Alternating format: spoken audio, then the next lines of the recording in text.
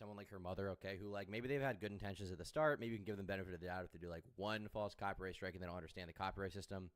If they continue to do it over and over, I don't think this is a person that should be allowed to exist in the internet ecosystem because they're threatening the very fabric of the internet. Copyright protections, DMCA, exceptions like fair use. These are the things that keep the internet going. This is the thing that allows people to make content in the first place, right? I mean, like basically every YouTuber you guys watch, right? Me, Mudahar, Oompaville, whatever commentary YouTuber you watch, right? Gokanaru. What we all do is we make content that is based off of something else. Like we take a piece of content and we transform it into our own thing. That's what I'm doing right now. I'm on live stream. I'm watching someone else's stuff. I'm reacting to it. And that's, it's protected by fair use, which is good. And what Primmick did is also protected by fair use, which is good. He made his own content out of criticizing Lily Jean. What Lily Jean then does is she violates that by filing false DMCAs and threatening the very fabric of the internet. And that kind of person, I don't think, can be kept around the internet community. Yeah, I can't imagine how that will be policed. To answer your question, Mia, it's quite difficult. I mean, because on one hand, you want to say, oh, we'll just ban all false copyright claimants or whatever, right? But then the problem is like, YouTube is mediating a copyright dispute, which can violate their safe harbor provisions, right? So that's one issue of it. YouTube doesn't want to be involved because it may, get rid of their withstanding or standing, get rid of their standing with the copyright system where they're not mediating things, right? Because that's what protects them from liability in court. They're taking the court for DMCA stuff, right? So that's part of why they don't want to do it. And the second issue is like, okay, well, let's say every time a YouTuber says someone falsely claimed, we're going to ban that person right away, right? The issue with that is that YouTubers can't necessarily police themselves because they're people, they're fallible, like everyone, like Lily Jean, like YouTube content moderators, they're still people, and the systems in place can be abused. So like, let's say you have X YouTuber and Y YouTuber claims their video, okay? X YouTuber immediately is going to say, oh, this is a false claim, ban that person. Let's say Y gets banned.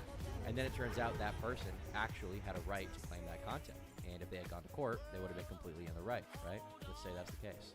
Okay. Well, then that person could take YouTube to court and be like, "What the? I filed a claim, and you deleted me for it, and I was trying to, exercise my American right to protect my own copyright." And then YouTube's in liability. And on top of that, it's immoral to ban anybody who's accused of filing a false copyright strike, right? So it's a very complicated issue. In certain situations, like with Lily Jean, obviously I'm in favor of like this person should be on the internet, but like it's like a broad like regulation thing. Like it's very tough to deal with. Then don't ban unless it's proven, which is easy as an argument. But the thing is, it's not completely easy, right? And once again, YouTube is not supposed to really mediate copyright disputes. Sometimes they will ban someone for that. They did take one guy to court over it as well, I remember. But the thing is, like, just because somebody initially files a false, let's say it's a false DMCA takedown, right? Technically, what's supposed to happen to determine if it's false or not is it has to go to court. Like, we can say it's a false DMCA takedown, but legally speaking, technically that's supposed to go to court to determine if it's false or not, right? Like this is what happened with Matt Haas and H3 back in the day, where H3 reacted to Matt Haas's cringy videos. Matt Haas then gets offended and takes him to court, right? YouTube didn't ban him. Why didn't they ban him? Well, because even though technically if you read fair use law, it's pretty clear Ethan was in the right with that video, they still had to go to court over it to, determine what happened in the court of law. There'll be discovery in court. Well, yeah, but that's far after when people will be asking for them to be banned, right? That's like far after the point in time. So it's a very tough thing to enforce. Like it's unfortunately a very complicated issue, I'm obviously in favor of like in an ideal world you ban anybody who files false DMCA, but it's not as simple as just like they did it, we decided it, let's ban it. Right? You can't always trust the YouTube community to do the right thing either. Because sometimes they're I think in their mind, they truly believe they're victims. And because they think they're victims, they think they can do whatever they want to anyone because they're justified. I also think this is why they say that I'm a content farm, and they claim that all the channels are working Primmick farm together as like an evil content farm that spreads anti-Semitic hate, causes fear, spreads slander, defamation, causes swatting, creates a violent environment for Lily Jean and her family. They probably got one comment calling them the case though. Someone was like, this is Primmick, he did this. They're like delusional. I work for the highest escalated department at an internet company. We can actually see when you guys get DMCAs, and if it gets excessive, we have to transfer you to fraud and disconnect your account. We can see I know you can see when we get DMCAs. I know you have access to that. And if it gets excessive, we have to transfer you to fraud and disconnect your account. You mean if Reloom, can you elaborate on that? Do you mean the person getting excessive DMCAs, you're supposed to disconnect their account? Or are you talking about the claimant? Which person are you talking about? Breloom, can you elaborate on that? team, which is 100% not true, by the way. I think they say this because it's a way for them to more. Also, can I pay you to get me in the door with that?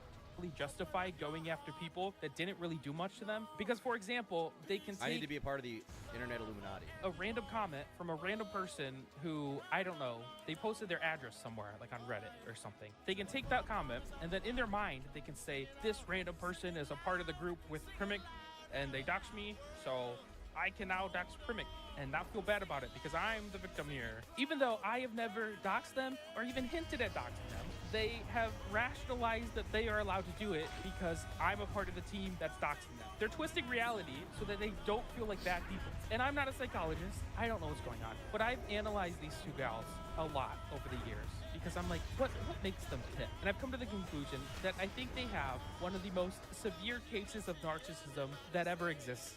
I mean, whether or not you can diagnose it specifically, you can definitely come to the conclusion that these people are mentally ill just from how they're acting. At least one of them is. Like, it's pure delusion.